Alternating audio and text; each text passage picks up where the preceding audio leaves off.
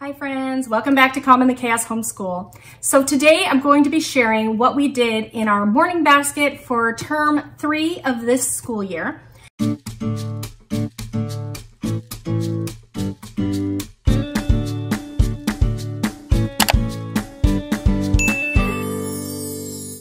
Now, I always like to quickly talk about what the morning basket is because not everyone knows. In my mind, a morning basket is more of a time of day because I don't use a basket, I use a cart. I will show you that in a minute. It's a time of day that we kind of put aside to do some things together as a group. But I don't consider science, social studies, geography, things like that to be in my morning basket. I put more of the maybe extracurriculars or electives or things like that, or just things that I couldn't fit into other spots in our day, I put in our morning basket. So that is what I consider our morning basket. So I'm just gonna quickly pull this over here. I have a cart and not a morning basket. I actually have a few things on my lap that would be there too. So I just keep my things that I want to put in my morning basket here in my cart. And a lot of the things in my morning basket, some I do daily, but most things will come through kind of a rotation once a week or even every 2 weeks. So I basically do it in order. I'll just move things to the back. So I'll do the next thing and I'll move it to the back. And we can usually get through it about once a week, maybe a little more than once a week. So in our homeschool, it lasts about 45 minutes. I would say 3 days a week is generally how often we can get to it. All right, so the first thing in our morning basket is always our Bible study or our Bible. So this term I've been rotating through. We are doing some Sonlight reading. So that is just usually a verse of the Bible that we're reading through. So we usually do that on Mondays and Wednesdays. And so it's just part of the Sonlight Bible reading plan. And we have continued to be working on Window on the World. And I'm just reading the portions that relate to where we are studying in our geography. So we have been working on this for about 2 years now, and I have a little bit more to read in the upcoming school year, and then we'll be done with this entire book. I do talk a little bit more about that in my other morning basket on term 2, so I'm not going to talk about that too much. If you'd like to see my term 2 morning basket, I will link that here so you can see that. On Tuesday and Thursday during this term, we added in this. This is Not Consumed, a Content Heart. So it's just talking about having a content heart and just being grateful for what God has given. And we have really enjoyed this. I do have a more complete flip through of this. So if you would like to see more on a content heart and just see a little more inside of that, I will link that here above as well. So we've enjoyed that. We've been doing that on every Tuesday and Thursday.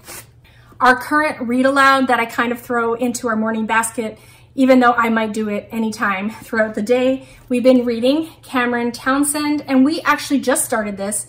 So we have 2 weeks left of school, and this is a pretty thick book. I don't think we're going to finish this in the next 2 weeks. So what I did was I went onto our library website to see if they had the audiobook of this, and they did. So I had never thought about getting these on audiobook from the library, but maybe that's something to consider. If you would like to either borrow the book or you want to listen to the audiobook, check out your library and see if they have it. So we are going to be listening once we get through our 2 weeks, and we'll see how far we get. If we can't finish it, it's going to be very hard to get my kids to sit down during summer school time. So I'm going to get that as an audiobook, and we'll just listen to it in the car throughout the summer until we're done. So that is a great way if you're trying to finish a book off, check your library. So I have shown this book in every single of my morning baskets because it took me all year to get through. It's Among the Forest People by Claire D. Pearson. I really love Claire D. Pearson's Among the Blank People. It usually takes us a whole year to go through them. I feel like there's maybe 32 chapters, and we do about one a week. So I love this. I love these stories. I learn so much about animals, and I appreciate nature so much from learning about animals in this story format. So definitely look into those if you're looking for sort of a nature lore or a way to study animals in a fun story type format. I would definitely recommend those. So the next thing I have is composer study, and this is my placeholder for that. We do different things for composer study. So I've mentioned before, I'll sometimes go on YouTube and I'll look for a story of the composer's life, and definitely pre-watch those videos because those are not always appropriate for maybe your kids' age. So I definitely recommend pre-watching those, but I usually try to find a YouTube video kind of talking about the composer's life, and that's always a fun way to learn about a composer. We have been doing Mozart, and we usually do 2 composers a year instead of 1 per term. I just feel like I don't feel so rushed to squeeze in things. So we've been doing Mozart since about Christmas time, and I generally will just put on a playlist of Mozart's music when my kids are working quietly, or if I need my kids to work quietly. They tend to talk a lot less when there's some music playing, so I'll put on Mozart. And my latest thing that I have found that I really enjoyed, I don't actually have the one for Mozart because I had to return it, but you might want to look into these. So these are an introduction to the classics, the story of, and so like this one's Beethoven, and it says in word and song over an hour. So what these have is they have the story of the composer interspersed with their music. So if they'll talk about their early childhood, and if they wrote music, then they would have the music that they wrote in the early childhood and the adolescent years and adult years and things like that. And then in the end, they will have more music by the composer. So that has been really fun, something we can do easily in the car. So that is something I've been adding in for our composer study. That's been a new resource, so that might be something you might want to look into if you do composer studies with your children. So I already talked about this artist in my last one, but we have been studying Homer. Here's our picture study portfolio by Simply Charlotte Mason. And basically these have maybe about 12 pictures, and I do about 2. I've been doing 2 every time that we do this.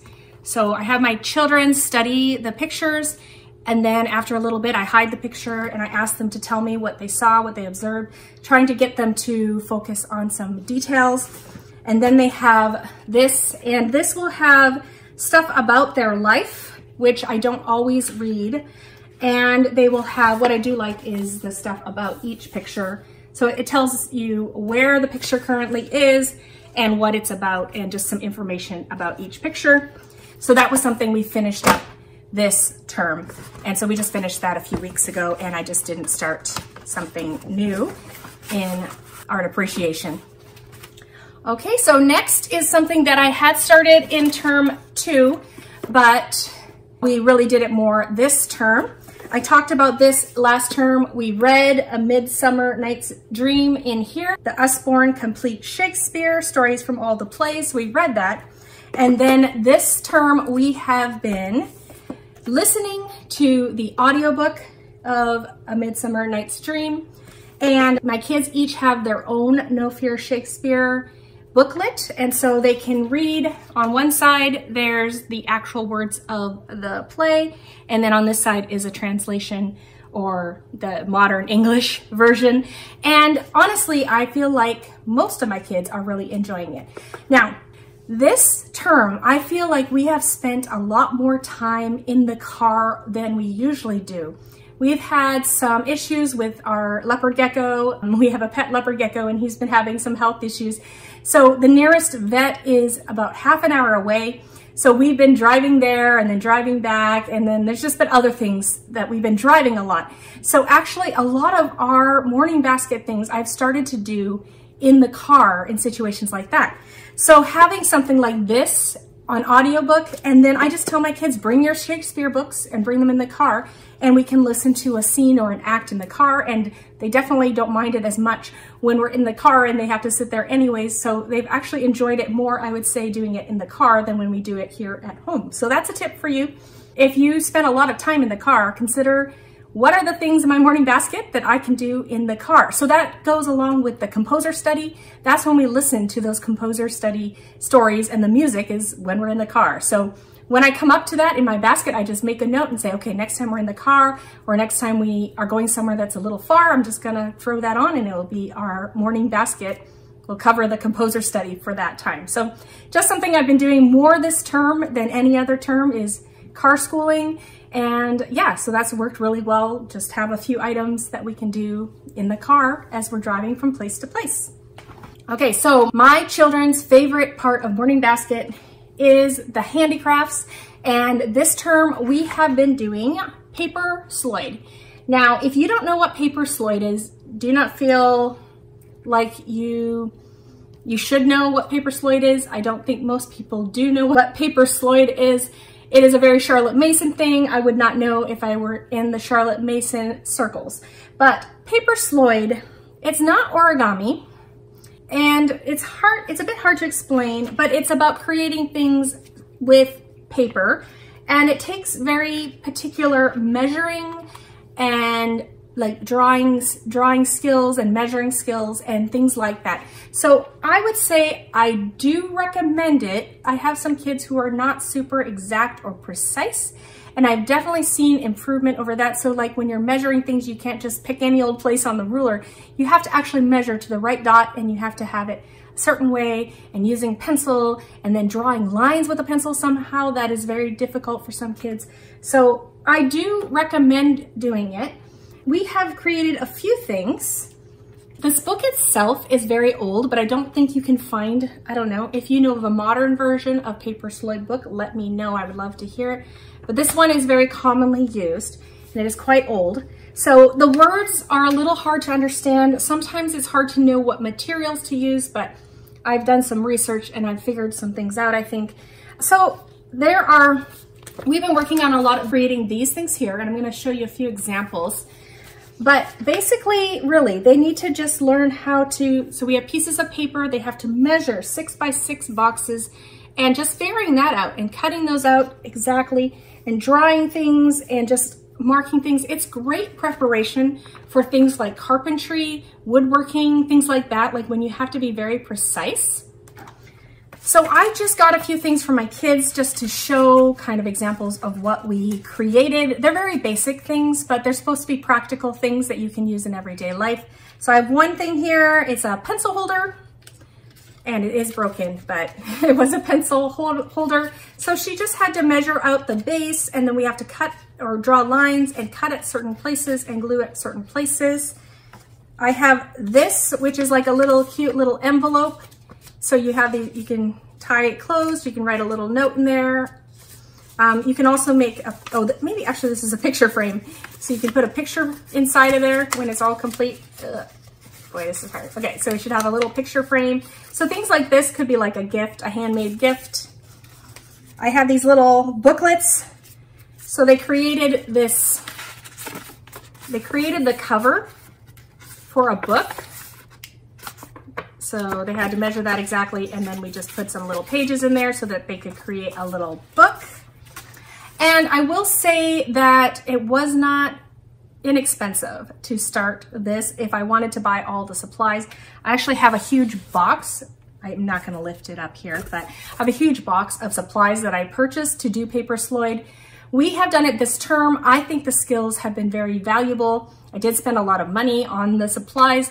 So I think I'm not going to do it next term, but maybe at the end of next year, I'll pull this out again and we can work on it some more after we've done some other handicrafts in the meantime.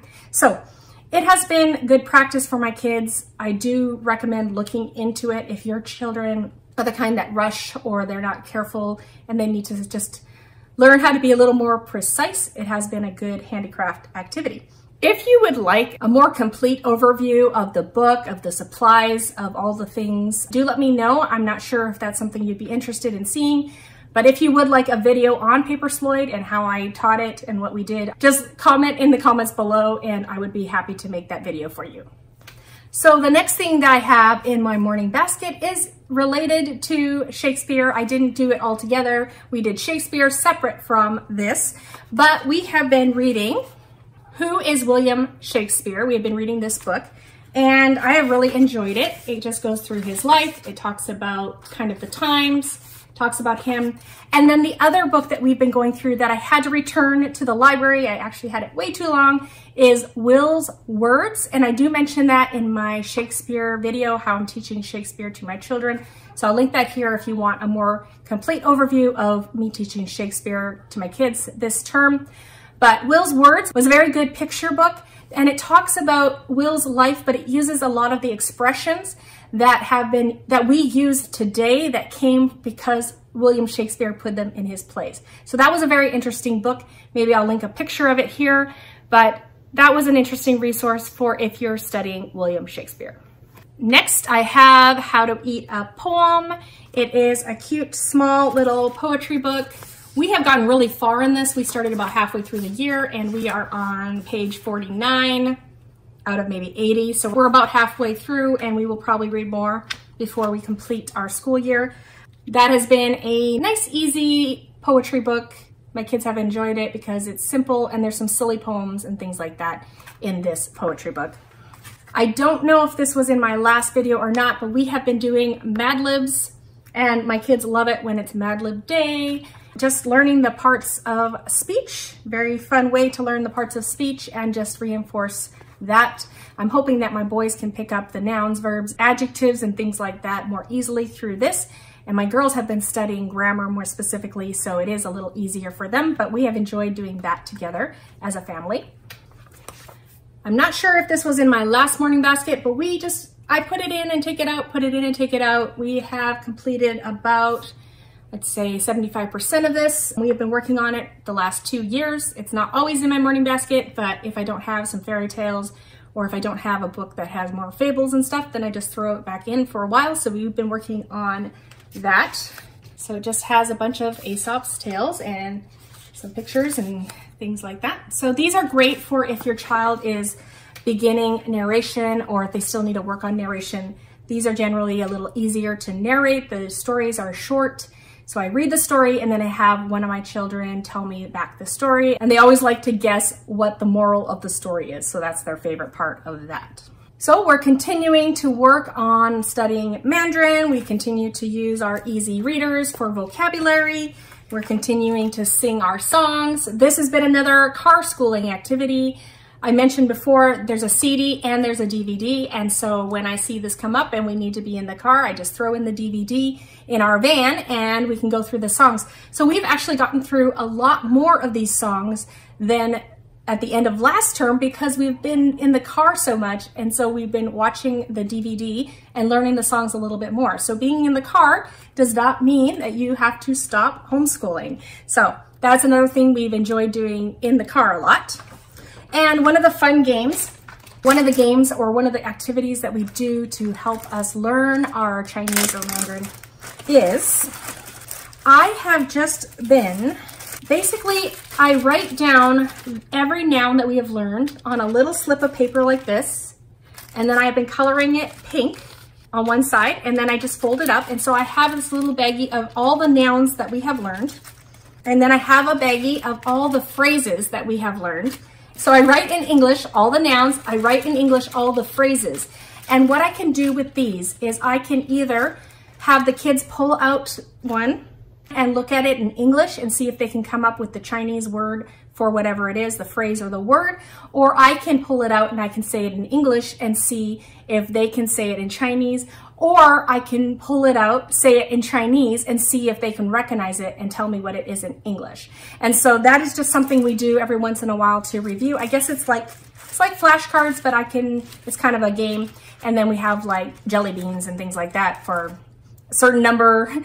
If you get a certain number of these, maybe you get a certain number of jelly beans. I don't know. That's something that my kids enjoy doing with reviewing our Mandarin Chinese. So that is all that we had in our morning basket this third term. I hope that some of that was interesting or helpful for you. I would love to hear, what have you had in your morning basket this past term or this past part of the year? What are your favorite things to do with your kids in your morning basket if you have one? If you'd like to leave a comment on your favorite activities that you do with your family in your morning basket, I would love to hear about that. Or what are you looking forward to doing in your morning basket in the upcoming school year? I just wanted to quickly remind you that if you would like to join a Facebook group to talk about homeschooling, to ask more questions, to get some support from other homeschoolers, I do have a Facebook group and I have that linked below. I would love to see you in there if you'd like to join, or you can follow me on Instagram, Calm in the Chaos Homeschool. I would love to see you on Instagram as well. Don't forget to give me a like if you like videos like this. And if you haven't subscribed, I would love it if you would subscribe and hit the bell notification so you're notified of when any new videos are up. Thank you for coming today, and I hope to see you in the next video. Goodbye, everyone.